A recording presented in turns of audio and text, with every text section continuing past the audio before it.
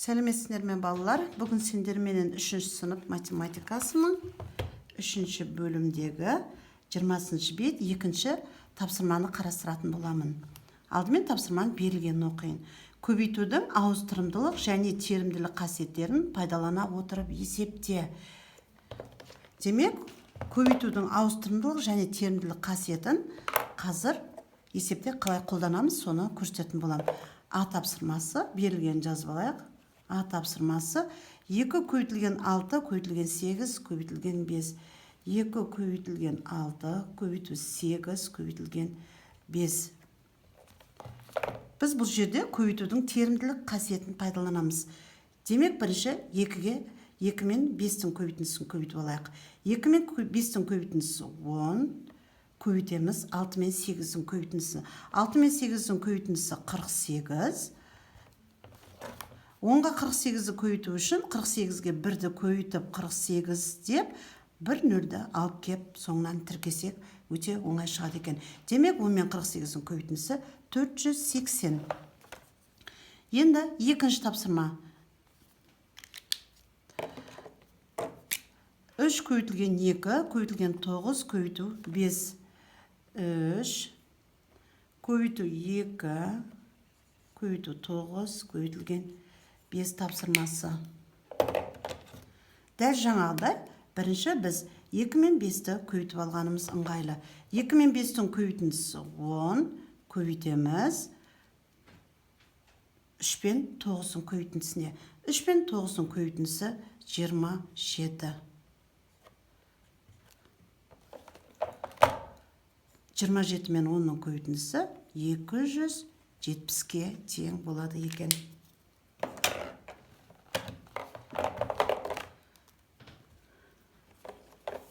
Келесі тапсырма 12 мен 40-тың көбейтіндісі. 12-ні көбейтеміз 40-қа. Енді бұл жерде біз балалар қосындыны көбейтіндіге қалай көбейтеміз? 12-ні біз 10 мен 2-ның қосындысы деп алып 40-қа көбейтеміз. Яғни қосындыны санға көбейтетін боламыз. Ол үшін біз бірінші 10 мен 40-ты көбейтіп аламыз. Қосу 10 мен 40-ты көбейтеміз бірінші. Кейін 2 менен 40-ты көбейтеміз. 2 көбейтілген 40. 10 мен 40-тың көбейтіндісі 400, 2 мен 40-тың көбейтіндісі 80. Демек 480-ге тең болады екен. Біз бұл жерде қосындыны санға көбейтіндісін пайдаландық. Енді келесі тапсырма 6 мен 45-тің көбейтіндісі. 6 мен 45-тің көбейтіндісі. Дәл жаңағындай 45 санын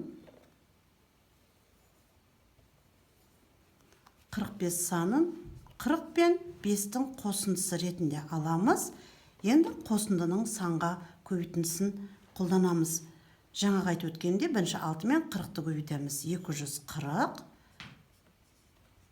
Қосамыз 6 мен 5-тің көбейтіндісі 30. 240 пен 30-дың қосындысы 270-ге тең болады екен. Келесі тапсырма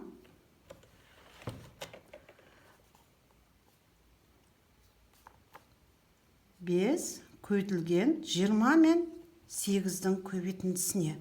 Бұл жерде біз балалар көбейтудің ауыстырымдылық қасиетін пайдаланамыз. Бізге 5-ге 20 мен 8-дің көбейтіндісін көбейткенге қарағанда 5 пен 20-ны көбейткен ыңғайлы. Сол себептен біз 8-ді жақшаның сыртына шығарамыз. Жақша ішіне 20 мен 5-тің көбейтіндісін жазамыз. 8 жақша ішінде 100, демек 800-ге тең болады екен. Бұл жерде жаңағы айтып өткенде көбейтудің ауыстырымдылық қасиетін қолдандық. Келесі тапсырма 2 көбейтілген 9 мен 50-дің көбейтіндісі. Бұл жерде де көбейтудің ауыстырымдылық қасиетін қолданамыз. Жаңа айтып өткендей, 9 бен 50-дің көбейтіндісін 2-ге көбейтуге қарағанда бізге 9-ды жақшаның сыртына шығарып, 2 мен 50-дің көбейтіндісін орындаған бізге ыңғайлырақ. Әрине 9 бен 100-дің көбейтіндісі болады екен, 900-ге тең болады. Тең болады екен.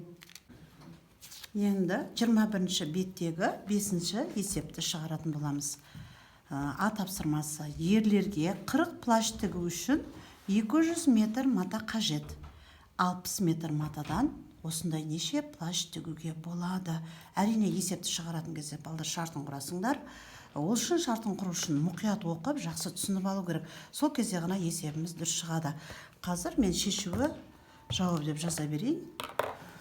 Ерлерге 40 плащ тігу үшін, демек А тапсырмасы шешуі деп жаза беремін.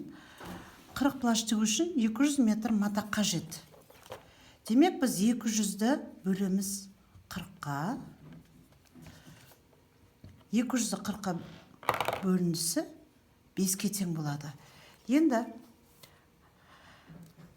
200-ді 40-қа бөлген себебіміз балар, 40 плашқа 200 метр мата кетсе, демек бір плашқа 5 метр мата кеткен. 60 метр матадан осындай неше плащ тігуге болады дейді. Демек 60-ды бөлеміз 5-ке тең болады 12-ге. Бірінші не үшін бөлу амалын қолдандық, соны түсіндірейін. Жаңа айтып өткендей, 40 плащ тігу үшін 200 метр мата жұмсалған.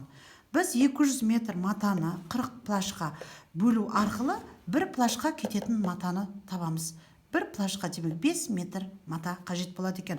Енді бізден сұрап тұр, 60 метр матадан осындай неше плащ тігуге болады? Біз 60 метрді 5 метрге бөлсек 12 шығады. Демек 12 плашқа 5 метрден есептегенде 60 метр жұмсалады екен. Жауабы 12 плащ. Жауабы 12 плащ тігуге болады екен. Енді келесі тапсырма. Ерлерге 40 плащ тігу үшін 200 метр мата қажет. Ал ерлердің бір плащына жұмсалған матаға қарағанда, балалардың плащына 3 метр мата кем жұмсалады. Балаларға плащ тігу үшін қанша метр мата қажет? Дәл жаңағыдай тапсырмасы. Бұл енді әрине басқа тапсырма болғандықтан біз 200 метр мата кетсе 40 плашқа, дәл жаңағындай біз 200 мен 40-тың бөлінісін табамыз. Өйткені ерлердің бір плашына 5 метр мата жұмсалады. Енді біздеге тапсырмада айтылған балалардың плашына 3 метр мата кем жұмсалады. Демек 5-тен біз 3-ті азайтады екенбіз. Жауабы: ерлердің плашына 5 метр мата жұмсалады, ал балалар плашына 3 метр мата кем жұмсалады. Демек балалардың плашына 2 метр мата қажет. 2 метр мата қажет.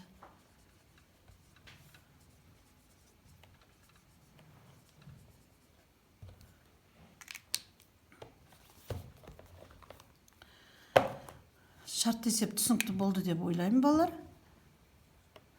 Сау болыңыздар.